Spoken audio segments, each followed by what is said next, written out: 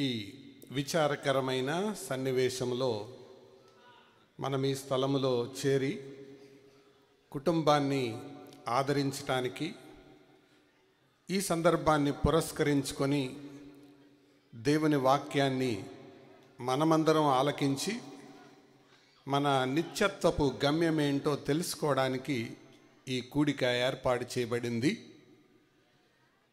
ఈ కూడిక జరగటానికి ఏర్పాట్లు చేసి సహకరించిన ఇరుగు పొరుగు వారి అందరికీ, ఈ వీధిలో ఉన్న వారికి ఈ కుటుంబ పక్షంగా అభినందనలు తెలియచేస్తూ కృతజ్ఞతలు తెలియచేస్తూ ఉన్నాను. ఇప్పుడు మొదలుకొని కొద్దిసేపటి వరకు ఏకాగ్రతగా దేవుని సన్నిధిలో మీరు కూర్చొని ప్రభువు మాటలు ఆలకించాలని మనవి చేస్తున్నాను. మీ ముందు నిలబడిన వ్యక్తి ఒక మనిషే కానీ మాటలాడించే వ్యక్తి జీవము కలిగిన దేవుడు. ఈ మాటలాడే వ్యక్తి పలికే మాటలు జీవము కలిగిన దేవుని మాటలు. అది ఈ రాత్రి నేను చదివి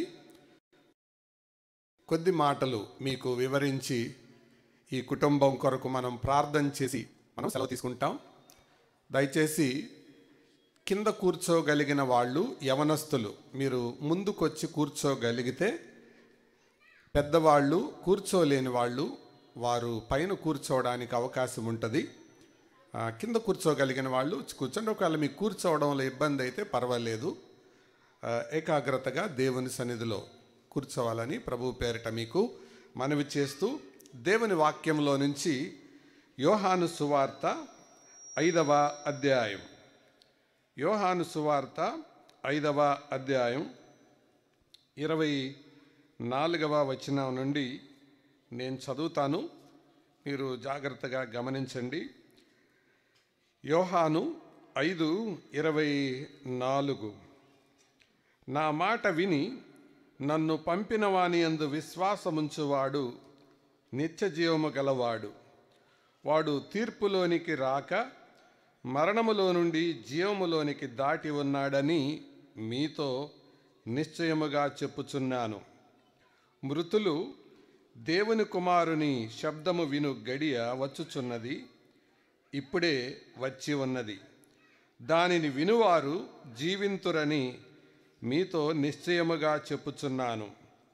తండ్రి ఎలాగూ తనంతట తానే జీవము గలవాడై ఉన్నాడో, అలాగే కుమారుడును తనంతట తానే జీవము గలవాడై ఉండుటకు కుమారునికి అధికారము అనుగ్రహించెను. మరియు ఆయన మనుష్య కుమారుడు గనుక తీర్పు తీర్చుటకు తండ్రి అధికారము అనుగ్రహించెను. దీనికి ఆశ్చర్యపడకుడి, ఒక కాలము వచ్చుచున్నది, ఆ కాలమున సమాధులలోనున్న వారందరూ ఆయన శబ్దము విని మేలు చేసిన వారు జీవ పునరుద్ధానమునకును, కీడు చేసిన వారు తీర్పు పునరుద్ధానమునకును బయటికి వచ్చెదరు. చదవబడిన ఈ లేఖనాన్ని దేవుడు మన వినికిడిలో దీవించినట్లు ప్రార్థనాపూర్వకంగా మనం ఆలకిద్దాం. సహోదరులారా, కంబంపాటి ఆశీర్వాదం వయసులో నాకంటే చిన్నవాడే, కానీ ఈ లోకాన్ని ముగించి వెళ్ళిపోతాడు అని మనం ఎవరు ఊహించలేదు. అయితే జీవితం అనేది తల్లి గర్భంలో నుంచి ఒక మనిషి భూగర్భంలోనికి చేసే ప్రయాణం. జీవితం అంటే తల్లి గర్భంలో నుంచి భూగర్భంలోనికి చేసే ప్రయాణం. అందరూ ఈ మధ్యలో ఉన్నారు. మరొక మాటలో చెప్పాలంటే, we are living between our birthday and death day. మన పుట్టినరోజుకి మన చావు రోజుకి మధ్యలో మనం బ్రతుకుతున్నాం. అందుకే ఎవరిదైనా చనిపోయిన వాళ్ళ ఫోటో వేసేటప్పుడు జననం మరణం రెండు వేస్తారు. ఈ మధ్యకాలంలో ఆ పైన బ్రతికిన వాడి ఫోటో వేస్తారు. ఆ ఫోటో క్రమంగా మనుషులు మర్చిపోతారు. ఆ సమయంలో కొద్ది రోజుల వరకు గుర్తుంచుకుంటారు. మనుషులకు ఇష్టము లేకుండా వచ్చేవి 3 ఉన్నాయి. అవి మనిషిని అడగవు. ఆ 3 ఏంటంటే, మొదటిది ముసలితనం, రెండవది రోగం, మూడవది మరణం. ఈ 3 మనుషులకు ఇష్టం లేకపోయినా అవి వచ్చే తీరుతాయి. ముసలితనం నిన్ను అడిగి రాదు. అందుకే ఒక ఆయన ఇలాగన్నాడు, మొన్నటి బాలలే నిన్నటి పెద్దలు, నిన్నటి పెద్దలే ఈనాటి వృద్ధులు. ఈరోజు బాలలే రేపటి పెద్దలు, రేపటి పెద్దలే ఎల్లుండి వృద్ధులు. ఇప్పుడున్న ముసలి వాళ్ళందరిని అడగండి, వాళ్ళు కూడా ఒకప్పుడు మనకంటే యవనస్తులుగా ఉన్నవాళ్లే. కాబట్టి ముసలితనం అనేది అందరికీ వస్తుంది, నీకు ఇష్టం ఉన్నా లేకపోయినా వస్తుంది. అయితే మనిషి ముసలితనం కోరుకోవడానికి ఇష్టపడ్డు, అది కవర్ చేసుకోవడానికి ఎంత తాపత్రయపడతాడో. తలకు రంగేయటం, ముఖానికి రంగేయటం, ఇదంతా ఏంటంటే ముసలితనాన్ని కప్పుకోవటానికి పడే పాట్లు. ఈ పాట్లు చూసి పైనుండి దేవుడు నవ్వుకుంటూ ఉంటాడు. రే, నువ్వు తలను కప్పుకోగలవు, ముఖాన్ని కప్పుకోగలవు, లోపల ముసలితనాన్ని కప్పుకోలేవుగా. అందుకే ఒక సినిమా యాక్టర్ ప్రపంచ అగ్రరాజ్యమైన అమెరికా అధ్యక్షుడు జాన్ ఎఫ్ కెనడీ, ఆయనను తన గుప్పిట్లో పెట్టుకొని తన చుట్టూ తిప్పించుకొని ఆ చరిత్రకెక్కిన ఒక గొప్ప సినిమా యాక్టర్. ఆవిడ పేరు మ్యారిలిన్ మన్రో. ఆవిడ 36 సంవత్సరాలకు ఆవిడ చనిపోయింది. ఆమె హాస్పిటల్లో చనిపోవడానికంటే ముందు స్లీపింగ్ పిల్స్ అంటే నిద్ర మాత్రలు మింగి చచ్చిపోయింది. ఆమె నిద్ర మాత్రలు మింగక మునుపు ఒక లెటర్ రాసింది. ఆ ఉత్తరంలో ఏమి రాసిందంటే, నా ముసలితనం రూపాన్ని నేను చూడలేకపోతున్నాను, ప్రపంచమంతా నన్ను ఒక దేవతలాగా ఆరాధిస్తూ ఉండగా నా ముసలితనం నాలో ప్రవేశించిందని నా కళ్ళ మీద ముడతలు చెబుతున్నాయి. ప్రపంచం, నువ్వు సినిమాలకు పనికిరావు, నీవు ముసల్దానివైపోయావు అని నన్ను పంపించక మునిపే ఈ లోకాన్ని వదిలి వెళ్ళిపోవాలని నిర్ణయించుకున్నాను అని ఆ నిద్ర మాత్రలు మింగి చచ్చిపోయింది. ప్రియులారా, మనం ముసలితనాన్ని ఆపలేము. ఆవిడ ఎంత గొప్పదో చెప్తాను. ఆవిడ చచ్చిపోయిన తర్వాత సినిమాలో నటించేటప్పుడు ఆవిడ వేసుకున్న గౌనును వేలం పాట వేస్తే 1,39,00,000 పలికిందంట. విచిత్రం ఏంటో తెలుసా? ఆవిడ వేసుకున్న గౌను 1,39,00,000 పలికింది, కానీ చచ్చిపోయిన ఆమె శరీరాన్ని నయా పైసకు కూడా ఎవడు కొనలా. అది మానవ జీవితం. కాబట్టి ముసలితనం దానిని ఎవరూ దాచలేరు. అందుకే నేను టీచర్గా పనిచేసే రోజుల్లో ఒక ఆవిడ ఉండేది. ఆవిడ ఆంగ్లో ఇండియన్. ఆవిడ మాట్లాడుతూ ఆవిడ చాలా అందంగా ఉండేది, చాలా యవనస్తురాలుగా ఉండడానికి ప్రయాసపడేది. ఆమెను కొంతమంది అడిగేవాళ్ళు, madam how old are you అని అంటే ఆవిడ ఐ ఆమ్ జస్ట్ 20 ఆఫ్టర్ 30 అనేది. అంటే నాకు 20 తర్వాత 30 అని, అంటే 50 అని తిన్నగా చెప్పలేక నాకు 20 ఏళ్ళు గడిచి 30 సంవత్సరాలు అయింది అని చెబుతుంది. అంటే ముసలితనాన్ని గురించి చెప్పడానికి ఆవిడ అవస్థ పడుతూ ఉంది. చాలామందితో సమస్య అదే. కానీ జ్ఞాపకం పెట్టుకో, ముసలితనాన్ని నువ్వు ఆపలేవు. రెండవది, రోగాన్ని కూడా నీవు ఆపలేవు. రోగం ఎప్పుడు నీ పర్మిషన్ అడిగి రాదు. రోగం ఎప్పుడు నిన్ను అడిగి రావాలా వద్దా అని రాదు. అసలు జలుబుకే మనం అలుసు. జలుబు మనల్ని అడిగొస్తుందా? అడిగొచ్చే లెక్క అయితే ఎంతమంది పట్టనిస్తారు జలుబుని? జ్వరం మనల్ని అడిగొచ్చే లెక్క అయితే ఎంతమంది రాణిస్తారు జ్వరాన్ని? గుండె నొప్పి మనల్ని అడిగి వచ్చే లెక్క అయితే ఎంతమంది రాణిస్తారు గుండె నొప్పిని? రోగం కూడా మనల్ని అడగదు, మనకిష్టం లేదు, అయినా అది వచ్చి తీరుతుంది. ఇది రెండవది. మూడవది మరణం. ఇది కూడా ఎవరికి ఇష్టం ఉండదు, కానీ తప్పకుండా వచ్చి తీరుతుంది. భారత ప్రధాని పండిట్ జవహర్లాల్ నెహ్రూ, మొదటి ప్రధానమంత్రి, ఆయన ఒక హాస్పిటల్ ఓపెనింగ్ అంటే రిబ్బన్ కట్ చేయడానికి వెళ్ళినప్పుడు ఆయన హాస్పిటల్ రిబ్బన్ కత్తిరిస్తూ ఇలాగన్నాడు, నేను ఈ హాస్పిటల్ రిబ్బన్ కత్తిరిస్తున్నాను, కానీ ఏనాడు నేను హాస్పిటల్ లోపల భాగానికి వెళ్ళలేదు. ఏనాడు నేను హాస్పిటల్ లోపలికి వెళ్ళలేదు. ఒక్క సూది నా శరీరంలోనికి దిగలేదు. ఒక్క ఇంజెక్షన్ కూడా దిగలేదు. హాస్పిటల్లోనికి ఎప్పుడూ వెళ్ళని వ్యక్తి, ఒక సూది తన ఒంట్లోనికి ఇంజెక్షన్ ద్వారా ఎప్పుడూ దిగని వ్యక్తి ఆయన అడిగారు, సార్ మీరు మీ తర్వాత ప్రధానమంత్రి ఎవరు అని అంటే జవహర్లాల్ నెహ్రూ గారు ఇలాగన్నాడు. ఎంత తిక్కల ప్రశ్న అడిగారయ్యా మీరు నన్ను. ఇది కనీసం ఒక 50 సంవత్సరాల వరకు ఎవరు అడగకూడని ప్రశ్న. అంటే నేను ఎంతకాలం బ్రతుకుతాను? ఒక 50 ఏళ్ళు బ్రతుకుతాను అన్నారు. ఖచ్చితంగా 6 నెలల తర్వాత భారతదేశంలో ఉన్న వార్తాపత్రికలన్నీ రాశాయి, భారత ప్రధాని అస్తమయం. హాస్పిటల్ లోపలికి వెళ్ళని వ్యక్తి, ఒక ఇంజెక్షన్ సూది తన శరీరంలోనికి దిగని వ్యక్తి 6 నెలల తర్వాత చనిపోయాడు. మరణం అడిగి రాదు. ప్రియులారా, నేను మాంటిసోరీ స్కూల్లో చదువుకున్నట్టు ఈ వీధిలో ఉన్న మీకు చాలామందికి తెలుసు. ఆ స్కూల్లో చదువుకునేటప్పుడు స్కూల్ అయ్యాక క్రికెట్ ఆడుతూ ఉన్నాం. కరెక్ట్గా ఈ గోడ అవతలే, ఈ సందు తినగా గోడ ఉంది కదా, అవతల క్రికెట్ ఆడుతూ ఉండగా ఒకడు బాల్ కొట్టాడు. ఆ బాల్ యువతల వైపు పొదల్లోనికి వచ్చింది.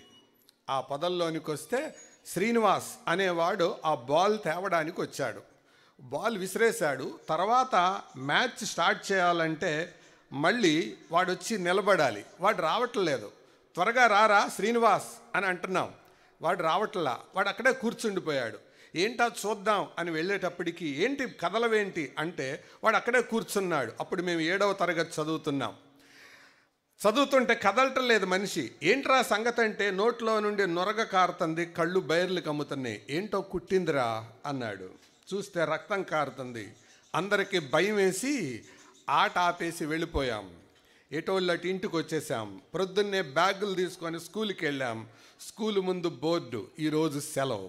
ఏంటి సంగతి అంటే, నిన్న 4:30కు మాతో క్రికెట్ ఆడిన శ్రీనివాస్ ఇప్పుడు లేడు, చచ్చిపోయాడు. మా బ్యాగులు అక్కడే పెట్టి మాంటిసోరీ స్కూల్ వెనకాల బందరకాల ఉంది. అప్పుడు బందరకాల మీద వంతెనలు లేవు, అవతలకి వెళ్ళాలి. వాళ్ళ ఇల్లు అవతల ఒడ్డు. మేము పడవ ఎక్కి అవతలకి వెళ్ళాలి. బల్లకట్టు అంటారు. బల్లకట్టు ఎక్కి అవతలకి వెళ్తే మాతో 4:30 దాకా ఆట ఆడిన శ్రీనివాస్ ఒక తాటి చాపలో కట్టబడి పండుకొని పెట్టబడి ఉన్నాడు. మమ్మల్ని చూసి వాళ్ళ నాన్న ఏడుస్తున్నాడు. శ్రీనివాస్ లేరా, మీ స్నేహితులు వచ్చారు, క్రికెట్ ఆడుకోరా అంటున్నాడు. ఆయన ఇంత కృంగిపోయాడు, కుమిలిపోయాడు. మరణం అడిగి రాదు. అర్థమైందా? మనిషికి ఇష్టము లేకుండా వచ్చేవి 3. మొదటిది ముసలితనం, అది నిన్ను అడిగి రాదు. రెండవది రోగం, అది కూడా నిన్ను అడిగి రాదు. మూడవది మరణం, అది కూడా నిన్ను అడిగి రాదు.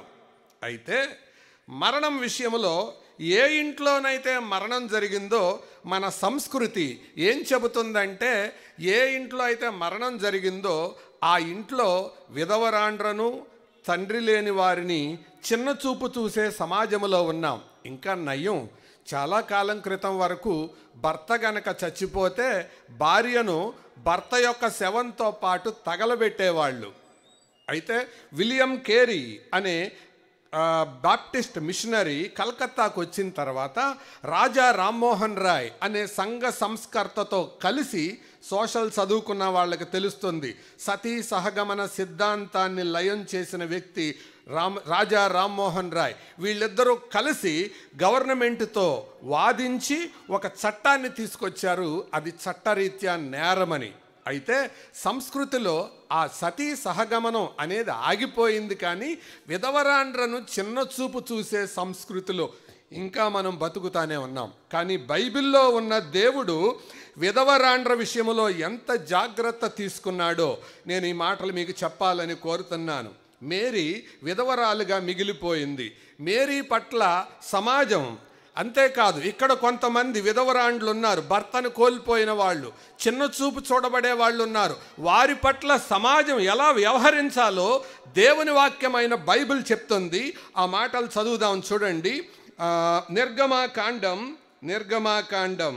22వ అధ్యాయం. నిర్గమాకాండం 22వ అధ్యాయం 22వ వచనం చదువుతారా? విధవరాలినైనను దిక్కులేని పిల్లలనైనను బాధ పెట్టకూడదు. బ్రతికి ఉన్న సమాజమా జాగ్రత్త. విధవరాలు ఎవరైనా కానీ, వాళ్ళు మీ చుట్టాలో, మీ పొరుగు వాళ్ళో, మీ పరాయి వాళ్ళో, మీకు స్నేహితులో, మీకు బంధువులో, విధవరాలను బాధ పెట్టొద్దు, దిక్కులేని పిల్లలను బాధ పెట్టొద్దు. దేవుడు చాలా ఖండితంగా ఇశ్రాయేలీయులకు ఆజ్ఞాపిస్తున్నాడు. విధవరాలినైనను దిక్కులేని పిల్లలనైనను మీరు బాధ పెట్టొద్దు అన్నాడు. తర్వాత ఎందుకన్నాడో తెలుసా? చదవండి. వారు నీ చేత ఏ విధముగానైనను బాధనుంది నాకు మొర్రపెట్టిన ఎడల నేను నిశ్చయముగా వారి మొర్రను విని నా కోపాగ్ని రగులుకొని మిమ్మును చంపేస్తానంటున్నాడు. ఎవరైతే విధవరాలి జోలికి వస్తారో దేవుడిచ్చే గొప్ప ఆజ్ఞ ఏంటో తెలుసా? వారిని నేను చంపేస్తాను. అందుకనే విధవరాండ్లను బాధ పెట్టొద్దు. విధవరాండ్లను ఎలా బాధ పెడతారు అంటే పెళ్ళిళ్ళకి పిలవరు, శుభకార్యాలకి పిలవరు. అదేంటి? ఆ దినం అని ఒకటి చెప్తారు. అది ఒక పనికిమాలిన ఆచారం. నేను మీకు ఒక సలహా ఇస్తున్నాను.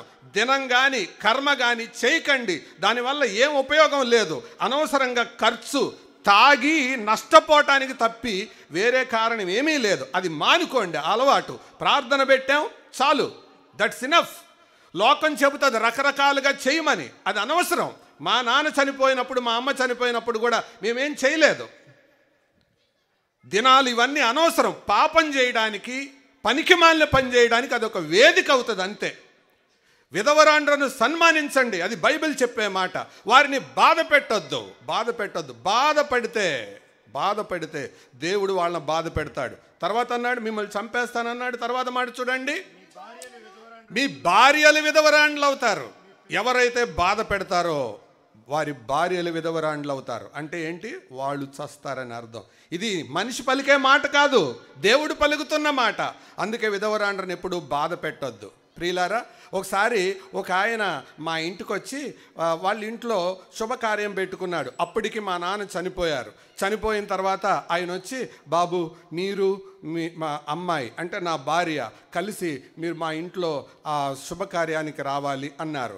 అప్పుడు పెళ్ళయిందా, ఇంకా మాకు ఇంక పిల్లలు కలగలేదు. అప్పుడు నేను అన్నాను, సర్లేండి మేము ముగ్గురు వస్తాం అన్నాం. ముగ్గురు అంటే నా ఉద్దేశం ఏంటి? నేను, నా భార్య, మా అమ్మ.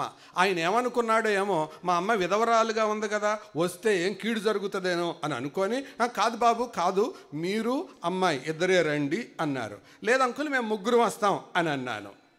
ప్రియులారా, ఏంటి అని అంటే తర్వాత అమ్మ చెప్తుంది, నేను విధవరాల్ని కదా అందుకే ఆయన వద్దంటున్నాడు. అయితే నేను అన్నాను అమ్మతో, అయితే నేను కూడా వెళ్ళనమ్మా అన్నాను. ప్రియులారా, జరిగిందేంటో చెప్పనా? ఏ వివాహం అయితే జరిగిందో అది పెటాకులైపోయింది. ఆ మనిషి లేడు. దేవుని వాక్యం ఎంత వాస్తవమో తెలుసా? ఎవరైనా విధవరాలు బాధపడితే దేవుడు చూస్తూ ఊరుకోడు. అందుకే విధవరాండ్లను బాధ పెట్టొద్దు, వాళ్ళను సన్మానించండి. అసలు దేవుని ఎదుట పవిత్రమైన భక్తి ఏంటో తెలుసా? దిక్కులేని పిల్లలను, విధవరాండ్లను వారి ఇబ్బందిలో పరామర్శించుట అని యాకోబు చెప్పాడు. కాబట్టి వారిని బాధపరచొద్దు. రెండవ మాట ద్వితీయోపదేశకాండంలో ఉంది చూడండి. ద్వితీయోపదేశకాండం 24వ అధ్యాయం 17వ వచనం. ద్వితీయోపదేశకాండం 24:17. పరదేశికే కానీ తండ్రి లేని వారికి కానీ న్యాయము తప్పి తీర్పు తీర్చొద్దు. న్యాయము తప్పి తీర్పు తీర్చొద్దు. ప్రియులారా, వారి తర్వాత మాట చూస్తే వారి వస్తువులు తాకట్టు పెట్టుకోవద్దు. దేవుడు ఎంత బాగా చెప్పాడు. బాధ పెట్టొద్దు అన్నాడు, న్యాయం తప్పి తీర్పు తీర్చొద్దు అన్నాడు.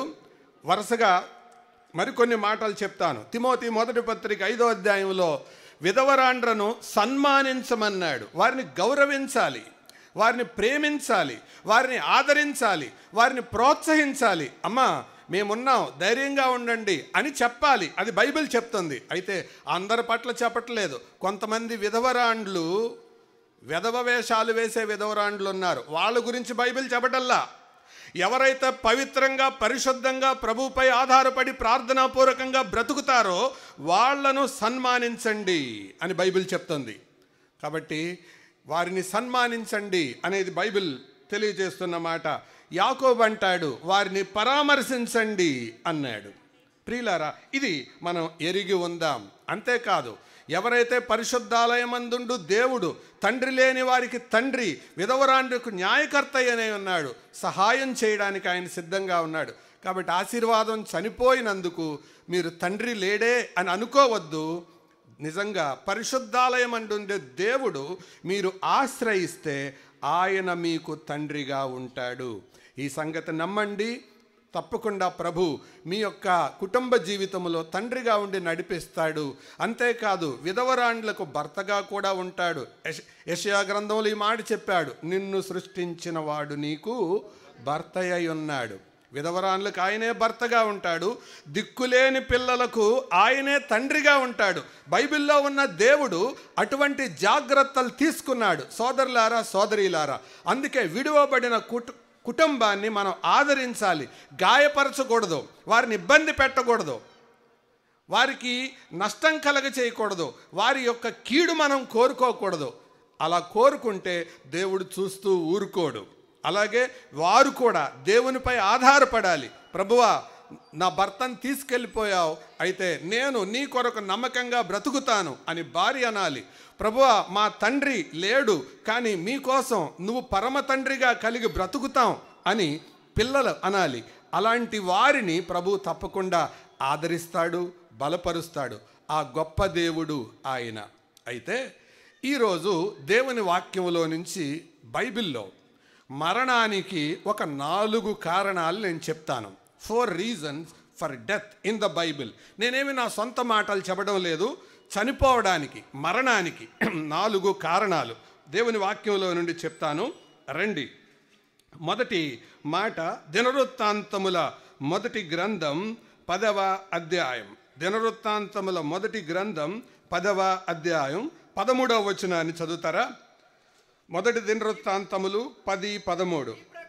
ఈ ప్రకారము యెహోవా ఆజ్ఞ గైకొనక ఆయన దృష్టి ఎదుట ద్రోహము చేసినందుకు యెహోవా యొద్ద విచారణ చేయక కర్ణపిశాచముల యొద్దకు చేయుదానిని వెతికినందుకును సౌలు హతమాయను అని అక్కడ ఇంకో మాట రాసింది, హతమాయనని. తర్వాత ఇంకో మాట ఏముంది? అతనికి యెహోవా అతనికి ఏంటండి? యెహోవా అతనికి, దేవుడు కొన్ని మరణాలను శిక్షగా వేస్తాడు, కొన్ని చావులను దేవుడు శిక్షగా పంపిస్తాడు. అభిషేకించమని చెప్పింది ఎవరు? దేవుడే. సమూయేలును పంపింది ఎవరు? దేవుడే. దేవుడే పంపాడు, దేవుడే అవకాశం ఇచ్చాడు, దేవుడే అధికారం ఇచ్చాడు. కానీ మరణశిక్ష వేసింది ఎవరు? దేవుడే. ఎందుకు వేశాడు ఆ శిక్ష? ఎందుకు వేశాడు? 2 కారణాలు చెప్పాడు అక్కడ. ఏంటది? ద్రోహం చేశాడట. ఏంటి అతడు చేసిన ద్రోహం? దేవుని ఆజ్ఞను అతిక్రమించడమే ద్రోహం. ద్రోహం చేశాడు. దానినే సమూయేలు మొదటి గ్రంథంలో దానికి ఒక పేరు పెట్టాడు, మూర్ఖతను ఆగోపరచుట. అంటే సౌలు మరణానికి కారణం ఏంటో తెలుసా? మూర్ఖత్వం. ఏంటండి? మూర్ఖత్వం. చెప్పినా వినని తత్వం. రే గుట్కా తినబాకరా, దవళ్ళు కొట్టుకుపోతాయి అంటే ఎవరికి నచ్చుతుందండి ఆ మాట? చెంపటం, పిండి మరలో పోసినట్టు పోయటం. తాగబాకరా చచ్చిపోతావు అంటే ఎవరికి ఎక్కుతుందండి? మూర్ఖత్వం. ఎవరైతే మూర్ఖులుగా బ్రతుకుతారో దేవుడు వారికి మరణశిక్ష విధిస్తాడు. బైబిల్ చెబుతున్న మాట అది. యెహోవా అతనికి మరణశిక్ష విధించెను. ఎవరు మూర్ఖులుగా బ్రతకొద్దు. ఎందుకో తెలుసా? మూర్ఖత్వం అనేది ఎంత ప్రమాదకరమైనదో జ్ఞాని అయిన సొలొమోను చెప్పాడు సామెతల గ్రంథములో.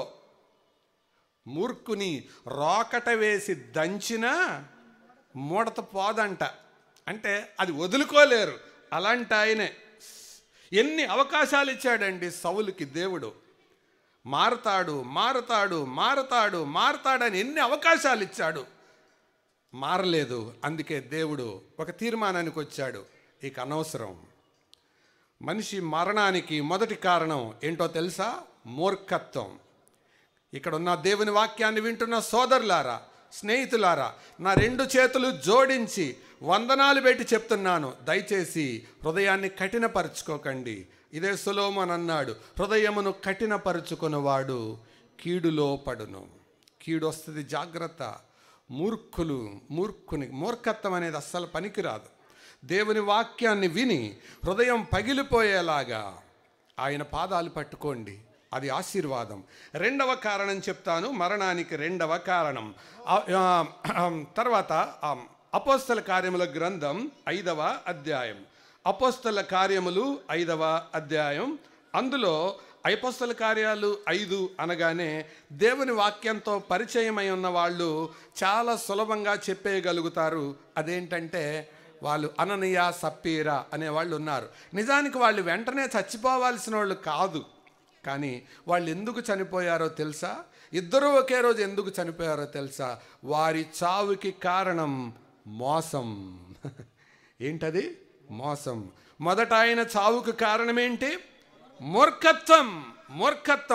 దేవుడు మాట్లాడుతున్నా, దేవుడు అవకాశాలు ఇస్తున్నా, దేవుని మాట వినక, దేవుని మాటకు విధేయత చూపక, దేవుడు చెబుతున్నా నేను చేసేదే కరెక్ట్ అనుకొని మొండిగా ముందుకెళ్ళాడు. యెహోవా అతనికి మరణశిక్ష విధించెను. అపోస్తల కార్యాలు 5వ అధ్యాయంలో మనం జ్ఞాపకం చేసుకుంటే, అపోస్తల కార్యాలు 5వ అధ్యాయంలో అననీయ సప్పీరా అని 2 భార్యాభర్తలు మేము ఎవరికి దొరకం అనుకున్నారు, మమ్మల్ని ఎవరు పట్టుకోలేరు అనుకున్నారు. కానీ ఎవరు చూశారు? పరిశుద్ధాత్మ చూశాడు, దేవుడు చూశాడు, పరిశుద్ధాత్మ చూశాడు. అందుకే పేతురు వారితో మాట్లాడేటప్పుడు ఇలాగన్నాడు, పరిశుద్ధాత్మను శోధించుటకు ఎందుకు ఏకీభవించారా మీరు? దేవునిని మోసం చేయడానికి ప్రయత్నం చేయొద్దు. ఎందుకో తెలుసా? దేవుణ్ణి మోసం చేస్తాం అనుకుంటే మనమే మోసపోతాం. బైబిల్లో పౌలు అనే గొప్ప వ్యక్తి గలతీలకు రాసిన పత్రికలో ఇలాగన్నాడు 6వ అధ్యాయములో, మోసపోకుడి, దేవుడు వెక్కిరించబడడు, మనుష్యుడు ఏమి విత్తునో ఆ పంటనే కోయును. దేవుడేం వెక్కిరించబడడు, మనిషి ఏమి విత్తితే అదే కోస్తారు. సోదరుడా సోదరి, నువ్వు ఏం విత్తితే అదే కోస్తావు. వరి విత్తితే వరే కోస్తావు, మామిడికాయ విత్తితే మామిడికాయ కోస్తావు, పత్తి విత్తితే పత్తే కోస్తావు, పాపాన్ని విత్తితే మరణాన్నే కోస్తావు. మోసపోవద్దు. మోసాన్ని చేసి మాకు మేలే జరుగుతుంది అనుకున్నారు. దేవుడు వాళ్ళ జీవితాలు ముగించాడు. 2 కారణాలు చెప్పాను. మొదటి కారణం మూర్ఖత్వం, 2వ కారణం మోసం, 3వ కారణం చెప్తాను రండి. అపోస్తల కార్యముల గ్రంథం 12వ అధ్యాయం 23వ వచనం. అపోస్తల కార్యాలు 12:23. అతడు దేవుని మహిమపరచనందున వెంటనే ప్రభుదూత అతన్ని మొత్తెను గనుక పడి ప్రాణం విడిచెను. అతడు దేవుని మహిమపరచనందున ప్రభుదూత అతని మొత్తెను గనుక. చనిపోవడానికి 3వ కారణం దేవుని మహిమపరచకపోవడం. అంటే దాని పేరే గర్వం. ఏంటండి? గర్వం. హేరోదు ఒక రాజు. ఇతను నిజానికి పెద్ద రాజేం కాదు, జయించి గెలిచి అయిన రాజు కాదు. రోమా ప్రభుత్వానికి మన భాషలో చెప్పాలంటే చెంచాగిరి చేసుకొని రాజ్యం సంపాదించుకున్నాడు. హేరోదు నిజంగా ఎదోమీయుడు. ఎదోమీయుడంటే ఏశావు సంతానానికి చెందినవాడు. ఏశావుకి ఎప్పుడూ ఒక ఆశ ఉండేది. తల్లి గర్భంలో ఉన్నప్పుడు మొదలుకొని నేను ముందుండాలి, అందుకే నేను జ్యేష్ఠుణ్ణి కావాలని యాకోబుకి ఉంది, ఏశావుకి ఉంది. కానీ ఏశావు శరీర సంబంధి అవడం వలన ఆ ఆశీర్వాదాన్ని పోగొట్టుకున్నాడు. నిజానికి ఆశీర్వాదం అతనికే రావాలి, అలక్ష్యం వలన శరీర సంబంధం వలన పోగొట్టుకున్నాడు. అప్పటి నుంచి ఈ ఏశావు సంతానం అందరికీ, ఎదోమీయులకి, ఆ ఎదోము వంశములో నుండి వచ్చిన ఈ హేరోదుకి కూడా ఒక ఆశ ఉండేది, యూదుల రాజుగా ఉండాలని. అందుకనే యేసు ప్రభు జన్మించిన దినాలలో హేరోదు అనే ఒక రాజు ఉన్నాడు. మీకు తెలుసు కదా, జ్ఞానులు క్రిస్మస్ సందర్భంలో మనం జ్ఞాపకం చేసుకుంటాం. జ్ఞానులు అతని దగ్గరికి వెళ్ళి యూదుల రాజుగా పుట్టినవాడు ఎక్కడున్నాడు అని అనగానే ఆయనకు చాలా కోపం వచ్చింది, చాలామందిని చంపించేశాడు. అతను అలాగే చనిపోయాడు. ఇప్పుడు ఈ హేరోదు అతని తర్వాత వచ్చిన హేరోదు అన్నమాట. అపోస్తల కార్యాలు 12వ అధ్యాయంలో చూసిన హేరోదు, లూకాసు వార్తలో చూసిన హేరోదు కాదు ఇతను. ఆ తర్వాత బాప్తిజం ఇచ్చే యోహాను కాలంలో ఒక హేరోదు ఉన్నాడు, అతను కూడా కాదు, అతను కూడా గతించిపోయాడు. అతని తర్వాత వచ్చిన హేరోదు అన్నమాట. ఈ హేరోదులందరికీ రాజులు అవ్వడమే తెలుసు కానీ నిలుపుకోవడం తెలియదు. గర్వం, హృదయం నిండా గర్వం. మేమేంట్రా దేవుడి మాట వినేది, మేమేంట్రా దేవుడి మాటలు వినేది, మాకేంట్రా బైబిల్ తెలీదా అనుకునే రకం అన్నమాట. మాకేంటి జ్ఞానం లేదా అనుకునే టైపు. మన వాడుక భాషలో చెప్పాలంటే ఇలాంటి వాళ్ళని పప్పుగుత్తి క్రైస్తవులు అంటారు. ఏం క్రైస్తవులు? పప్పుగుత్తి క్రైస్తవులు. పప్పుగుత్తి ఎక్కడ తిరుగుతుంది అంటే పప్పులోనే తిరుగుద్ది. కానీ పప్పుగుత్తికి ఏం తెలుసు? రుబ్బటమే తెలుసు, రుచి తెలియదు. రుచి చెప్పే పప్పు గుత్తులు లేవు, రుబ్బే పప్పు గుత్తులే ఉన్నాయి. క్రిస్మస్ వచ్చిందా రుబ్బుతారు. వినరేయో నరులారా వీనులకింపు మీరా మనలా రక్షింప క్రీస్తు. గుడ్ ఫ్రైడే వచ్చిందా, ఎంతో వింత ఎంతో చింత. ఈస్టర్ వచ్చిందా, ఇంకో పాట రుబ్బుతారు. లేచినాడురా సమాధి గెలిచినాడురా. రుబ్బటమే తెలుసు, రుచి తెలియదు. నమ్మరు. ఏంటంటే గర్వం, గుండె నిండా గర్వం, వాక్యాన్ని వినకపోవడం గర్వం, దేవుడు మాట్లాడుతుండగా లెక్క లేకుండా తిరగడం గర్వం. గర్విష్ఠులను చూస్తూ ఊరుకుంటాడా? గర్వమనచి గద్దెలు దించి గనులనైనా మేపవ గడ్డి. ఎవరైతే గర్విస్తారో గడ్డి తినిపిస్తాడు. సోదరుడా సోదరి, దేవుడు అంత గొప్పవాడు. ఈ రాత్రి అర్థం చేసుకోవాలని నేను మనవి చేస్తున్నాను. హేరోదుతో అందుకే ఒకటే కారణం, ఓన్లీ వన్ రీజన్, దేవుని మహిమపరచనందున. దేవుణ్ణేం అవమానించలా, దేవుణ్ణి తిట్టలా, దేవుణ్ణేం కొట్టలా. అసలు కొట్టే దమ్ము తనకెక్కడది, ఏమనలేదు. ఒకే ఒక కారణం, దేవునిని మహిమపరచలా. దేవునికి తన గొప్పతనం, దేవుడు గొప్పవాడని ఒప్పుకోలా. గర్వం అంటే ఏంటో తెలుసా? మారు మనసు పొందకపోవడమే గర్వం, బాప్తిస్మం తీసుకోకపోవడమే గర్వం, పరిశుద్ధంగా బ్రతకకపోవడమే గర్వం, దేవుని సన్నిధికి రాకపోవడమే గర్వం. గర్విష్ఠులను దేవుడు చూస్తూ ఊరుకోలేడు. యెషయా గ్రంథం 2వ అధ్యాయంలో ఎలాగన్నాడు? గడ్డి వలె గర్విష్ఠులను కాల్చి పడేస్తానన్నాడు. ఇది మూడవది. మనిషి మరణానికి మూడవ కారణం ఏంటి? గర్వం. 4వ కారణం చెప్తాను రండి. కొరింథీయులకు పౌలు రాసిన మొదటి పత్రిక 11వ అధ్యాయం, మొదటి కొరింథీ పత్రిక 11వ అధ్యాయం 29-30 వచనాలు. ప్రభు శరీరమని వివేచింపక తిని త్రాగువాడు కలుగుటకే తిని త్రాగుచున్నాడు. ఇందువలననే మీలో అనేకులు బలహీనులను రోగులునై ఉన్నారు, చాలామంది. 4వ కారణం ఏంటో తెలుసా? ప్రభు బల్లలో అయోగ్యంగా పాలు పొందడం. ప్రభు బల్లలో లెక్క లేకుండా, జాగ్రత్త లేకుండా, వివేకము లేకుండా ఎవరైతే పాలు పంపులు పొందుతారో దేవుడు వారికి 3 అవకాశాలు ఇస్తాడు. మొదటి లెవెల్ ఏంటో తెలుసా?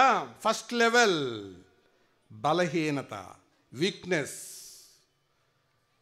రెండవ లెవెల్ ఏంటో తెలుసా? సిక్నెస్, రోగం. దానికి కూడా లొంగలేదనుకో, మూడవ లెవెల్ ఏంటో తెలుసా? మరణం. ఇక్కడ ప్రభు బల్లలో పాలు పంపులు పొందేవాళ్ళు కొంతమంది ఉన్నారు. ఎవరైతే ప్రభు బల్లలో పాలు పంపులు పొందుతున్నారో, లెక్క లేకుండా పాలు పొందేవాళ్ళు, గ్రహింపు లేకుండా పాలు పొందేవాళ్ళు, పాపం చేస్తూనే పాలు పొందేవాళ్ళు, కొరింథీ సంఘంలో అలాంటి వాళ్ళు ఉన్నారు. వావి వరసలు మరిచి వ్యభిచారం చేసేవాళ్ళు ఉన్నారు. చెల్లి లేదు, తల్లి లేదు, వ్యభిచారం చేస్తూ ప్రభు బల్లలో పాలు పొందుతున్నారు. దేవుడు చూస్తూ ఊరుకుంటాడా? మొదటి లెవెల్, ఫస్ట్ లెవెల్ పంపించాడు. బలహీనత. ఏంటండి అంటే నీరసంగా ఉందండి అన్నారు. ఏ హాస్పిటల్కి వెళ్ళా నీకేమి లేదంటున్నారు, నీరసం తగ్గట్లా. అరే దీని లోపం అక్కడుందనుకోవట్లేదు. అలాగే కొనసాగుతుండగా బలహీనతల్లా రోగంగా మారింది. ఎక్కడికి వెళ్ళినా నయం అవటల్లా. ప్రభువా ఏంటి నా పరిస్థితి అని అడగటం లేదు. అలాగే మూర్ఖంగా ముందుకెళ్తున్నారు. దేవుడు మూడవ శిక్ష విధించాడు. ఏంటది? మరణం. ఇక్కడ నమ్మి బాప్తిసం పొందిన వాళ్ళు కొంతమంది ఉన్నారు. సోదరులారా జాగ్రత్త. ప్రభు బల్లలో పాలు పొందేటప్పుడు గుండెల్లో భయం ఉండాలి, ఒంట్లో వణుకు ఉండాలి. గుండెలో భయం, ఒంట్లో వణుకు లేకుండా రొట్టె ముక్కేగా, ద్రాక్షారసం చొక్కేగా అని పాలు పొందావా, చాప్టర్ క్లోజ్. దేవుడు ముగించేస్తాడు. ముగించడానికంటే ముందు రోగం, రోగానికంటే ముందు బలహీనత. నా మాటలు కాదు, బైబిల్లో మాటలే చెప్తున్నాను. There are 4 reasons for death in Bible. చాలా ఉన్నాయి, నేను అన్నీ చెప్పట్లేదు. మొదటి కారణం చెప్పండి, మూర్ఖత్వం. ఎంత చెప్పినా వినకపోవటం, ఎంత చెప్పినా వినకపోవటం. రెండవ కారణం మోసం చేసే గుణం. దేవుడికి తెలియదులే, నేను చేసే పాపం దేవుడికి తెలియదులే అన్నట్లుగా బ్రతకడం. మూడవ పాపం గర్వం.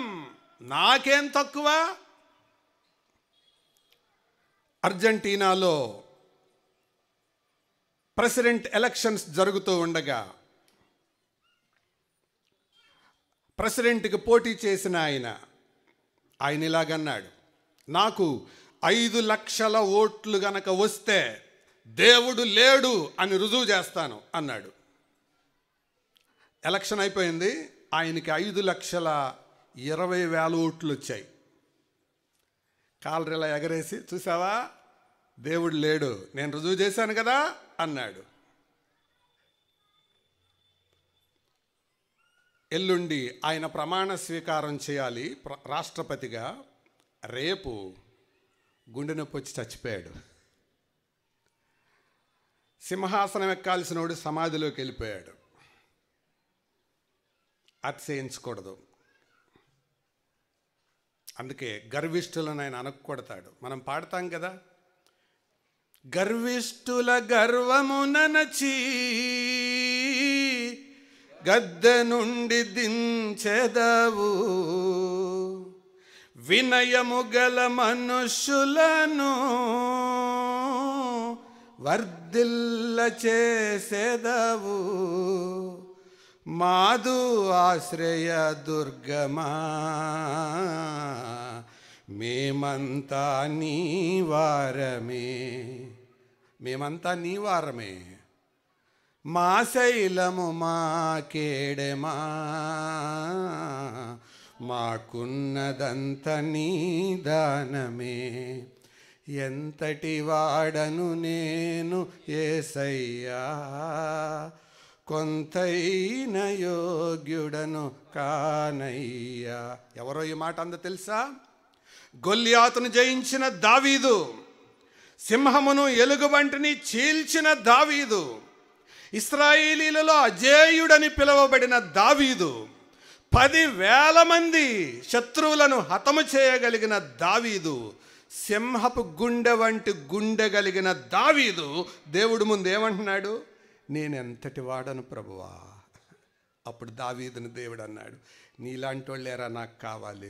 నువ్వు పాపం చేస్తే చేసావు, కానీ నువ్వు పడిన పశ్చాత్తాపంతో చూసావు, అది నాకు నచ్చిందిరా, నువ్వు నాకు నచ్చావురా దావీదు అన్నాడు. ప్రియులారా, గర్విష్ఠులను గద్ద నుండి దించాడు, వినయం కలిగిన వారిని వర్ధిల్ల చేశాడు. అది బైబిల్లో ఉన్న దేవుడు. ఈ రాత్రి అర్థమవుతుందా? గర్వం ఎన్నడూ రానివ్వద్దు. ఒకవేళ మంచి చదువు ఉందా? ప్రభువా నీకు స్తోత్రం, నాకు చదివిచ్చినందుకు. ఒకవేళ మంచి ఇల్లుందా? ప్రభువా ఇల్లు ఇచ్చినందుకు నీకు స్తోత్రం, నువ్వు ఇచ్చిందే కదా ప్రభువా, నీకు స్తోత్రం. నువ్వు ఒక మంచి కారు ఉందా? ప్రభువా నీవిచ్చిన నీవి వేసిన భిక్షే కదా ప్రభువా, నీకు స్తోత్రం. మంచి ఆరోగ్యం ఉందా? ప్రభువా నీకు స్తోత్రం, నువ్విచ్చిన ఆరోగ్యమే కదా ప్రభువా అని అనాలే, కానీ మళ్ళీ ఎప్పుడు అనకూడదు. మా అమ్మ నా చిన్నప్పుడు దేవుని సేవకులు రాజరత్నం గారి గురించి, యేసుపాదం గారి తండ్రి గారి గురించి ఈ మాట చెప్పింది. ఆయన ఒక ఇంటికి విజిటింగ్కి వెళ్ళాడట. హౌస్ విజిటింగ్కి వెళ్తే ఆ ఇంట్లో యజమానితో మాట్లాడుతూ, బాబు నువ్వు కూడా చర్చికి రావచ్చు కదంటే, నేను రావడం ఏంటండి, ఆవిడని తీసుకెళ్ళండి అని అంట. అట్లా కాదు బాబు, బైబిల్ ఇలా చెబుతుంది, దేవుని యందు విశ్వాసం ఉంచాలి, మారు మనసు పొందాలి, అందరికీ రక్షణ అవసరం అంటే, అక్కర్లేదండి నాకు ఇది సంగతులు ఏం చెప్పొద్దు అన్నాడంట. అట్లా అనకూడదు బాబు, బైబిల్ ఇలా చెప్తుంది, ఏ రోజు ఏమవుతుందో తెలియదు, రేపు నీది కాదని చెప్తుందని. మీ బైబిల్ అలాగే చెప్తుందండి, నేను ఇప్పుడు మొదలుకొని 5 ఏళ్ళు ఖచ్చితంగా బతుకుతానని అంట. అట్లా అనకూడదు బాబు అని చెప్పి ఆయన ఇంటికి వచ్చాడట. ఇంటికి రాగానే వెనకాల కబురు వచ్చింది. ఏంటంటే వెనకాలకి వెళ్ళేటప్పటికి ఆయన చచ్చిపోయాడు. ఏంటి సంగతి అంటే భార్యని అడిగాడు. ఏమి లేదండి అయ్యగారు, మీరు వచ్చారు, ప్రార్థన వాదించాడు, అన్నం పెట్టవే అన్నాడంట. ప్లేట్లో అన్నం పెట్టి తెచ్చిందంట. మొదట ముద్ద తిన్నాడు, పరబోయిందట. నీళ్లు తెద్దామని లోపలికి వెళ్ళింది, వచ్చేటప్పటికి కింద పడ్డాడు, చచ్చిపోయాడు. ఎంతకాలం బతుకుతానన్నాడు? 5 ఏళ్ళు. గర్వం పనికిరాదు. జీవితం దేవుడు మనకిచ్చిన వరం, అతిశయించొద్దు సుమా, అది ప్రమాదం. ఈ రాత్రి అర్థమవుతుందా? అందుకే ఎప్పుడు ప్రభువుని నమ్మాలంటే ఇది ఏ మిక్కిలి అనుకూల సమయం, ఇదే రక్షణ దినం. అందుకే శ్రీనివాస్ ఇందాక చెప్పానుగా, ఈ స్టేడియంలోనే పాము కాటుకు గురైన వ్యక్తి, అతను చనిపోయిన తర్వాత ఇలాగే కూడికలో దేవుని వాక్యాన్ని వింటుండగా దేవుడు నా హృదయాన్ని పట్టుకున్నాడు. 7వ తరగతి చదివేటప్పుడు యేసు ప్రభువుని నా స్వంత రక్షకుడిగా అంగీకరించాను. మీ మధ్య పెరిగాను, మనపేటలోనే పెరిగాను. నేనే వేరే చోట పెరిగిన వాడిని కాదు, మీరు నన్ను ఎరగని వారు కూడా కాదు. ప్రభు సాక్షిగా ఇక్కడ నిలబడి చెప్తున్నాను. ఈ రాత్రి సంగతి అర్థమైతే నీవు కూడా మారు మనసు పొందు. చిన్న వయసులోనే మారు మనసు పొందు, దేవుని బిడ్డగా తీర్చబడు. 4 కారణాలు చెప్పాను మరణానికి. మొదటి కారణం ఏంటండి? గుర్తుందా? మూర్ఖత్వం. 2వ కారణం మోసం. దేవుణ్ణి మోసం చేయగలను అని అనుకోవడం ఎంత పిచ్చితనం అండి. దేవుణ్ణి మోసం చేయగలరా? 3వ కారణం గర్వం. 4వ కారణం ప్రభు బల్లలో అయోగ్యంగా, భయము లేకుండా, లెక్క లేకుండా పాలు పొందడం. అందుకనే జాగ్రత్త. అందుకే బైబిల్ ఇలా చెప్తుంది, ప్రతి మనిషి తన్ను తాను పరీక్షించుకోవాలి. ప్రభు వల్లకు మునుపు ప్రతి మనిషి తన్ను తాను అలైతిగా పరీక్షించుకొని అలాగు చేసి ఆ రొట్టెని తిని ఆ పాత్రలోనిది త్రాగవలెను అని రాశాడు పౌలు. కొరింథీ మొదటి పత్రిక 11వ అధ్యాయం ఇంటికి వెళ్ళాక చదువుకోండి. ఇది మరణానికి 4 కారణాలు. చివరిగా మనం చదివిన తొలి భాగానికి వచ్చిన తర్వాత ముగిస్తాను. ఈ మరణం తర్వాత ఏముండబోతుంది అని ప్రభువు చెప్పాడు అంటే, యోహాను సువార్త 5వ అధ్యాయం, యోహాను సువార్త 5వ అధ్యాయం 28వ వచనం. దీనికి ఆశ్చర్యపడుకుడి, ఒక కాలము వచ్చుచున్నది, ఆ కాలమున సమాధులలో ఉన్న వారందరూ ఆయన శబ్దము విని మేలు చేసిన వారు జీవ పునరుద్ధానమునకును, కీడు చేసిన వారు తీర్పు పునరుద్ధానమునకును బయటకు వచ్చెదరు. పునరుద్ధానం రెండు రకాలు. ఒకటి జీవ పునరుద్ధానం, రెండు తీర్పు పునరుద్ధానం. Resurrection of life and also resurrection of death. జీవ పునరుద్ధానం, తీర్పు పునరుద్ధానం రెండు ఉన్నాయని ప్రభువు చెప్పాడు. జీవ పునరుద్ధానం అంటే అర్థం ఏంటో తెలుసా? బైబిల్లో ఇదంతా వివరాలు ఈ రాత్రి మనం చూడలేం, కానీ సూక్ష్మంగా చెప్తాను వినండి. హేబేలు, పాత నిబంధనలో హేబేలు ఉన్నాడు కదా, మొట్టమొదటిగా దేవుని యందు చనిపోయిన వ్యక్తి ఎవరంటే హేబేలు. నీతిమంతుడైన హేబేలు అని రాయబడింది హెబ్రీ పత్రిక 11వ అధ్యాయంలో. హేబేలు మొదలుకొని యేసు ప్రభు తిరిగి వచ్చేంత వరకు చనిపోయిన ఆఖరి పరిశుద్ధుడు. వాళ్ళందరూ లేస్తారు, దానిని జీవ పునరుద్ధానం అంటారు. తీర్పు పునరుద్ధానం అంటే ఏంటో తెలుసా? తీర్పు పునరుద్ధానం అంటే కయ్యను మొదలుకొని యేసు ప్రభు వచ్చేంత వరకు మారు మనసు పొందకుండా చచ్చిపోతారే, వాళ్ళందరూ తీర్పు పునరుద్ధానం అని లెక్క. జీవ పునరుద్ధానం అంటే ఎవరు చెప్పండి? హేబేలు మొదలుకొని యేసుక్రీస్తు రాకడ వరకు చనిపోయిన ఆఖరి పరిశుద్ధుడు, ఆఖరి రక్షించబడిన వ్యక్తి. దానినే జీవ పునరుద్ధానం అంటారు. తీర్పు పునరుద్ధానం అంటే కయ్యను మొదలుకొని యేసు ప్రభు వచ్చే వరకు మారు మనసు పొందకుండా ఈ 4 పాపాల్లో బతికే వాళ్ళు ఉన్నారే. ఏ 4 పాపాలు గుర్తుందా? మూర్ఖులుగా, గర్విష్ఠులుగా, మోసములో, ప్రభువు బల్లలో అయోగ్యంగా చేవేస్తుంటారే, తీర్పు పునరుద్ధానానికి వెళ్తారు. ఈ మాటలు మనిషి చెప్పలేదు, యేసు ప్రభు చెప్పాడు. ఆయన చెప్పిన మాట. ఇది సుధాకర్ బాబు మాట అనుకోకండి, ఇది యేసు ప్రభు మాట. ఈ రాత్రి మాటలు మీకు అర్థమైతే మారు మనసు పొందండి. బైబిల్ ఇలా చెప్తుంది, ఇది ఏ మిక్కిలి అనుకూల సమయం, ఇదే రక్షణ దినం. ఇది ఏ మిక్కిలి అనుకూల సమయం, ఇదే రక్షణ దినం. ప్రియులారా, మా భార్యకు బంధువుకి ఆయన ఉన్నారు. ఆయనతో నేను మాట్లాడుతూ ఉండగా ఆయన ఇలాగన్నాడు, బాబు నీ మాటలు వింటే నాకు మారిపోవాలనిపిస్తుంది అన్నాడు. సరే మరి మారిపోండి అంకుల్ అన్నాను. అంటే అమ్మో ఎట్లా, ఇప్పుడు టైం తెలియకుండా గంట కూర్చున్నాను ఇక్కడ, నేను ఆటో నగర్లో చేసే వ్యాపారానికి ఇప్పుడు ఈ గంటకి కనీసం 15,000 నష్టం వచ్చి ఉంటుంది అన్నాడు.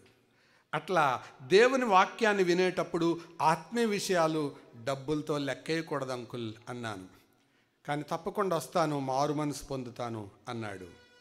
ఒకానొక దినం ఆఫీసులో ఆయన కూర్చొని ఉన్నాడు. 2 అన్నదమ్ములు వెళ్ళి కూర్చున్న ఆయన మీద కిరసనాయిలు పోశారు, నుప్పంటించారు. ఆయన ఎంత బలిష్ఠుడంటే నాకు నుప్పంటింది అన్నది కూడా పట్టించుకోకుండా పైనుంచి కిందకి, ఆంధ్ర హాస్పిటల్కి దగ్గరలో జరిగింది చెప్తున్నా, కథ చెప్పడం లేదు నేను, పైనుంచి కిందకి పరిగెత్తుకుంటా వచ్చి వాళ్ళని పట్టుకోబోయాడు. అప్పటికే శరీరం అంతా కాలిపోయింది. ఆంధ్ర హాస్పిటల్కి వెళ్ళి కాలిపోయిన ప్యాంటు జేబులో నుంచి ₹1,00,000 కట్ట టేబుల్ మీద పెట్టి, మా అబ్బాయి అమెరికాలో ఉన్నాడు, నన్ను బతికించండి, మా అబ్బాయి వస్తాడు, మిగతా డబ్బులు చెల్లిస్తాడు, నేను బతకాలంతే అన్నాడు. హాస్పిటల్కి తీసుకెళ్లారు, ఐసీయూలో పెట్టారు, వెంటిలేటర్ పెట్టారు. నేను నా భార్య ఆయన చూడటం కొరకు వెళ్ళాం. వెంటిలేటర్ మీద ఊపిరి ఆడుతుంది, కానీ డాక్టర్లు చెప్పారు ఈయన ఆల్రెడీ చనిపోయారండి అన్నారు.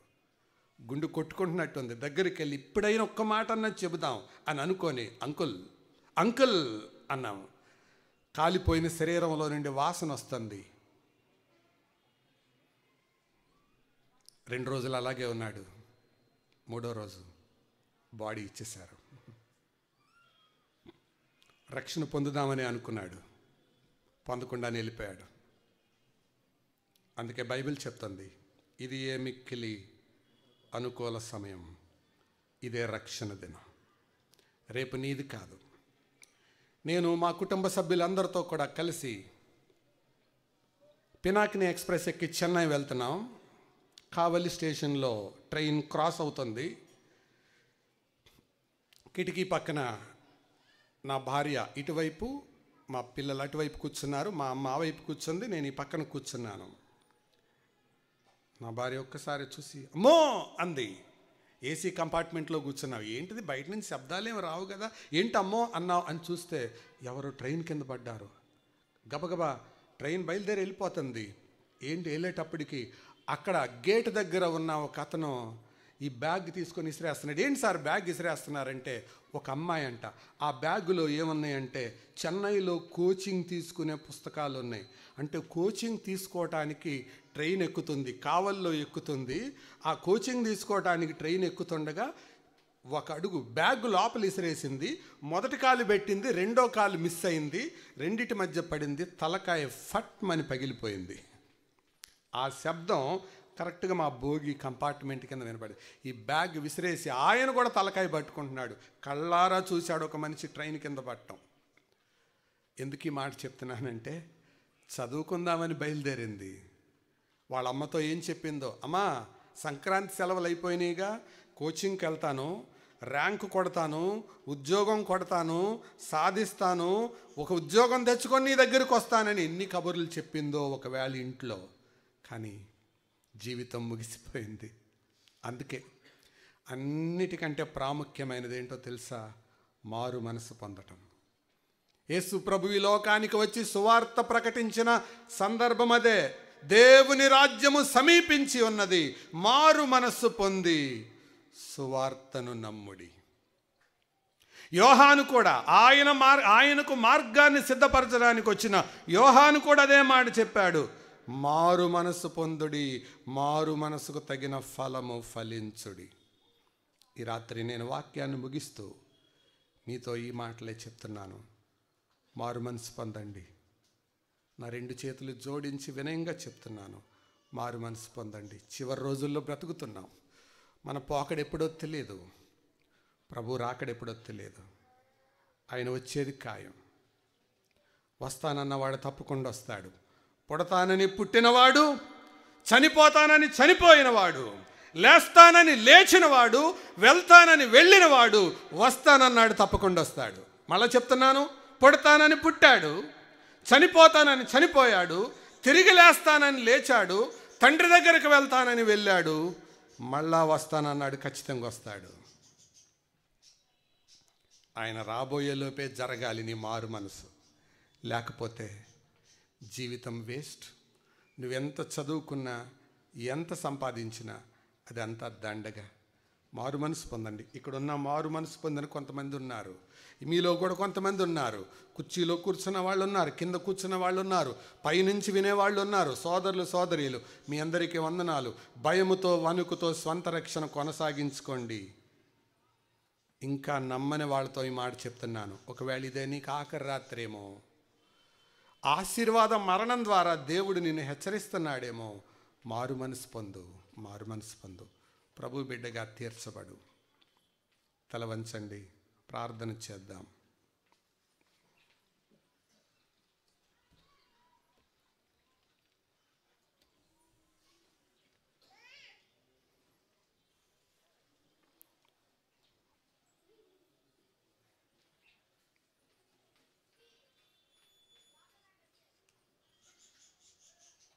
ఈ రాత్రి దేవుని వాక్యం నీతో మాటలాడితే మారు మనసు పొందు.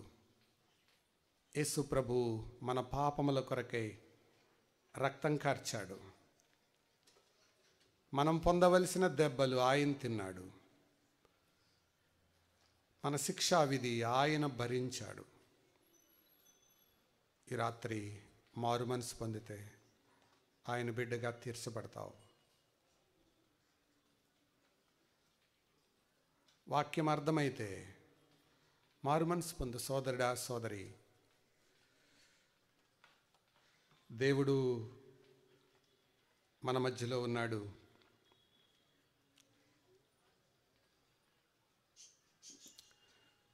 రక్షణ, మారు మనస్సు, ఆశీర్వాదం దాటి వెళ్ళిపోయాడు. ఈ సంవత్సరం క్రొత్త సంవత్సరంలో ఉంటాడని అనుకున్నాం, కానీ ప్రభు అంతవరకే అవకాశం ఇచ్చాడు. తర్వాత మనలో ఎవరో తెలీదు. యాకోబు ఇలాగన్నాడు, మీ జీవమే పాటిది, కొంతసేపు కనబడి అంతలో మాయమయ్యే ఆవిరి వంటి వారు కదా. ఏదో ఒక రోజు ఈ లోకాన్ని ముగిస్తాం. సోదరుడా సోదరి, మారు మనసు పొందండి, ప్రభు పిల్లలుగా తీర్చబడండి, దేవుని యందు విశ్వాసం ఉంచండి. ఆయన యందు విశ్వాసం ఉంచి వారికి తీర్పు ఉండదు. ప్రార్థన చేద్దాం. రమేష్,